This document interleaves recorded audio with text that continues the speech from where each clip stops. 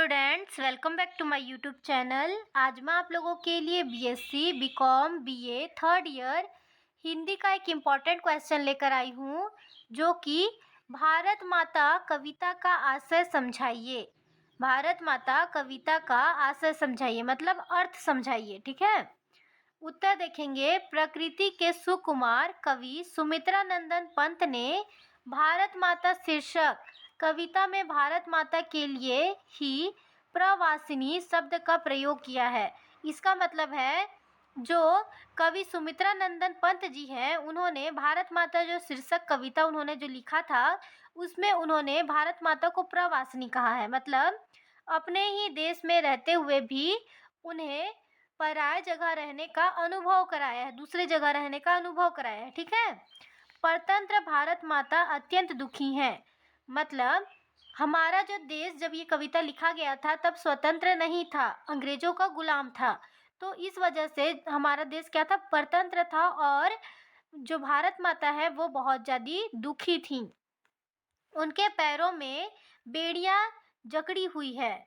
मतलब उनका जो पैर है उसको अंग्रेजों ने बांध रखा है बेड़ियों से। ठीक है, ये कहने का मतलब है उनकी संतानें गुलामी जीवन जीने में विवश है।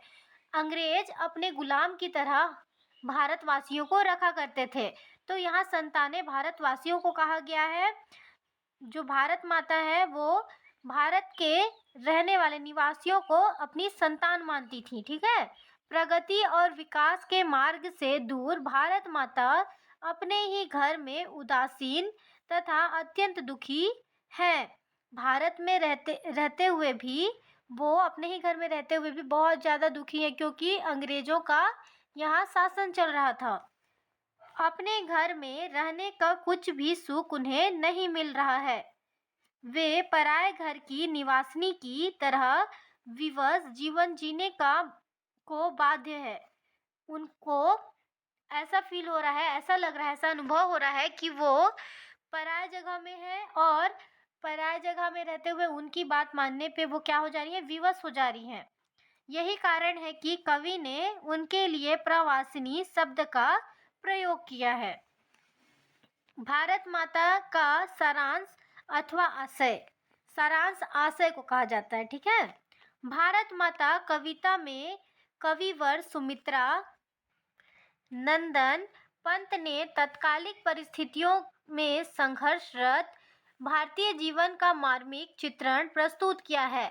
संघर्षरत मतलब बहुत ज़्यादा संघर्ष करते हुए, बहुत ज़्यादा मेहनत करते हुए वो अपना जीवन बिताते थे।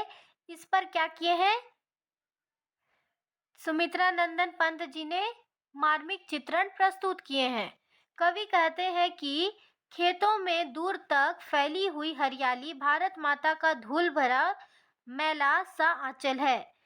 जो खेत है उसमें हरियाली छाई हुई है। मतलब खेती करते हैं ना, तो हरी भरी दिखती है, उसे हरियाली कहा गया है। यहाँ जो हरियाली है वो भारत माता का धूल भरा मैला सा आंचल है। आंचल जो साड़ी का पल्लू भी कहा जाता है, उसे यहाँ कहा गया है। ठीक है। गंगा यमुना का बहता पानी मिट्टी की प्रतिमा सी दुखी भारत माता का अश्रु जल है। जो गंगा यमुना क्या है, नदियां हैं। जो गंगा यमुना का पानी बह रहा है, लगातार बह रहा है, उसे भारत माता का दुख भरा आंसू कहा गया है। अश्रु का मतलब होता है आंसू। ठीक है। जो लगातार क्या हो रहा है, बह रहा है। भारत माता दीनता से पीड़ित अपलक आंखें झुकाए हुए होठों का शांत भाव से क्रंदन करते युगों की पराधीनता रूपी अंधकार से खिन्न मन होकर मानो अपने ही घर में प्रवासिनी हो गई हैं। कवि तत्कालिक परिस्थितियों का जिक्र करते हुए कहते हैं, तत्कालिक का मतलब होता है तत्काल, अभी जो चल रहा है तत्काल, उसे कहते हैं ना, कि भारत माता की 30 करोड़ संतानों के पास तन ढकने को कपड़े तक नहीं हैं। इसका मतलब है कि जो भारत माता है उनके 30 करोड़ संतान, जो भारत में 30 करोड़ जनसंख्या है, जहाँ 30 करोड़ लोग रहते हैं, उसे भारत माता ने अपनी संतान कहा है, अपने बच्चे कहा है, जिनके पास अपने शरीर को ढकने के लिए कपड़े तक नहीं हैं। वह भूखी, प्यासी, शोषित और असहाय जीवन जीने को विवश है।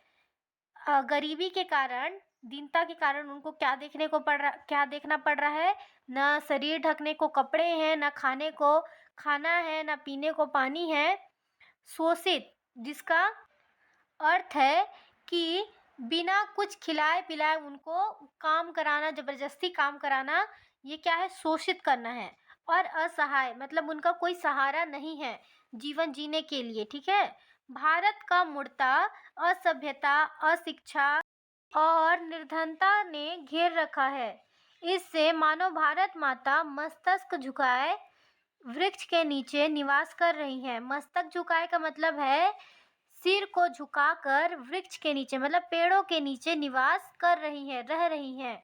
धन धान्य से परिपूर्ण भारत माता धरती के समान सहनशील बनकर आज कुंठित सी हैं। उनके कांपते हुए अधरों की मौन हंसी राहुग्रसित चंद्रमा के समान दिखाई दे रही है। इसका मतलब है कि जो भारत माता है वो बहुत ही ज़्यादा सहनशील, सहने वाली हो गई हैं। और उनकी जो हंसी है मानो उस पे कोई ग्रह लग गया है। राहु ग्रसित का मतलब है कोई ग्रह, ठीक है, जो उनकी हंसी को रोक रखा है। कवि कहते हैं कि अंधकार से आच्छादित क्षितिज में भारत माता की भ्रिकुटित चिंतित है। भ्रिकुटित का मतलब होता है जो उनकी उदासी भौहें हैं, उन्हें यहाँ भ्रिकुटित कहा है। उसने अपने संतानों से अमृत तुल्य अहिंसा रूपी दूध का पान कराकर भारतीय मनुष्यों का पालन पोषण किया है। इसका अर्थ है कि अमृत जैसा अहिंसा मतलब लड़ने वाला दूध उन्होंने भारतवासियों को पिलाया है और